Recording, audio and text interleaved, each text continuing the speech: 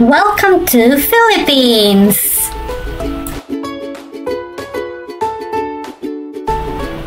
At dahil alas 3 ng madaling araw pa lang, napag-isip-isip naming puntahan yung sinasabi nilang OFW Lounge dito sa NAIA Terminal 1 para na rin sana makapagpahinga dahil 6 AM pa naman ang next flight. Unfortunately, ang OFW Lounge pala ay for departure only.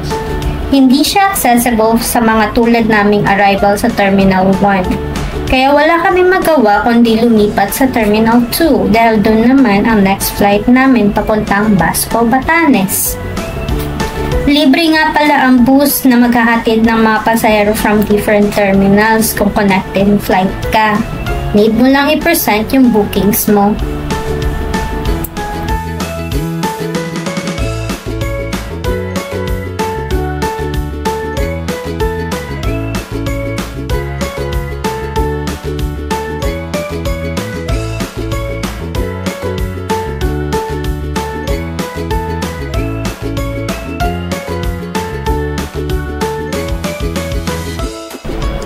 Maaga pa kaya sabi ni Happy mag-agahan muna daw kami. Jollibee na siya. Sa Jollibee, bida ang saya. Serenity ay masaya. Sa Jollibee na siya. Excited si Happy na mag-Jollibee. Wala kasing Jollibee sa Thailand. Kaya karamihan talaga ng OFW sa Thailand nagpapabili ng pasalubong na Jollibee galing sa Pinas.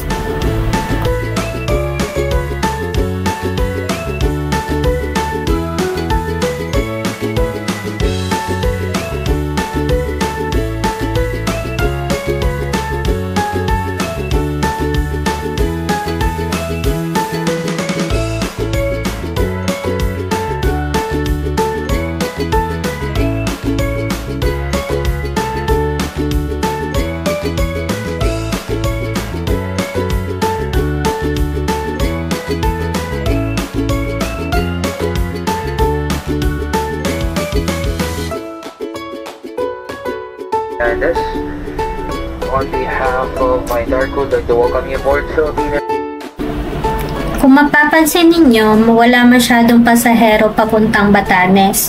Sa bagay, Lenten season pa kasi kaya wala masyadong bakasyonista.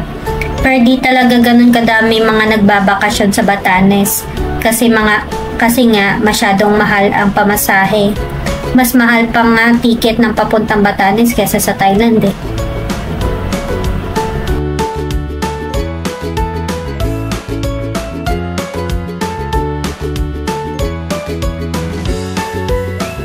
Ayan na! Malapit na tayo! Welcome to Batanes!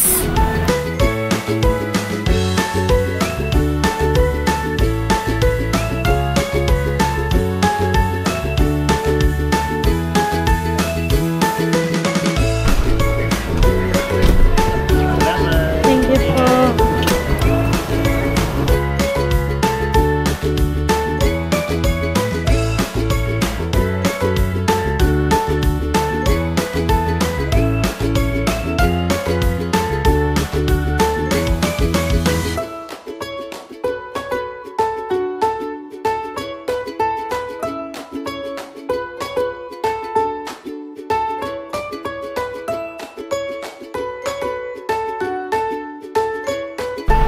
Ito nga pala ang mapa ng Batanes.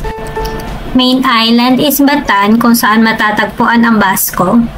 Tas next is Sabtang at Itbayat naman ang nasa huli. Yung dalawa kong kapatid ay nandito sa Basco while si mama at kuya naman ang nasa Sabtang.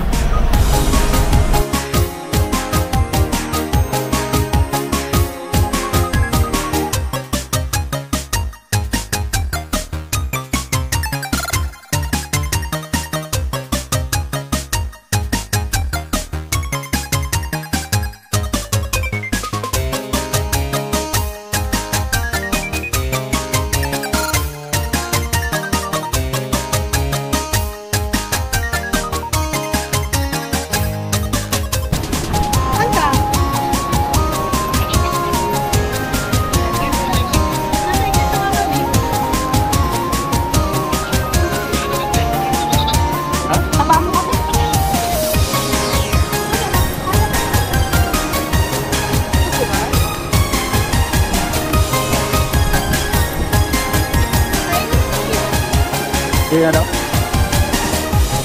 Hindi ka nga tagaptulugan ko.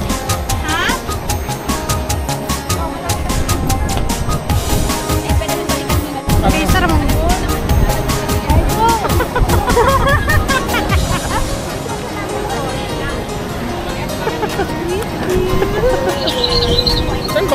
Dili na makaya?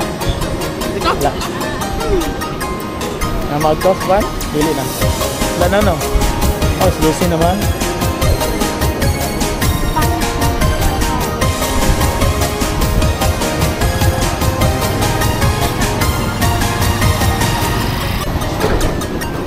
Bunso, pangit! Bunso, pangit! Doon.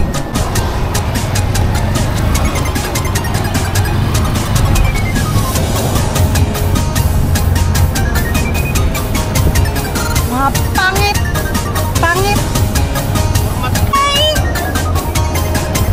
Gagi.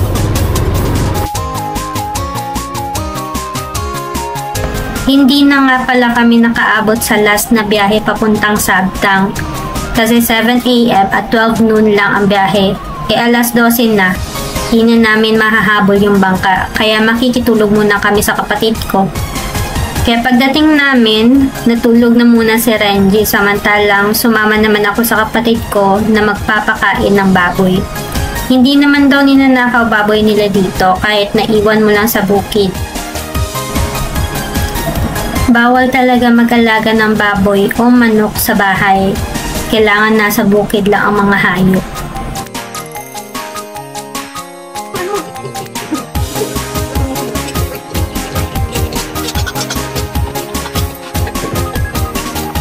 Ulit.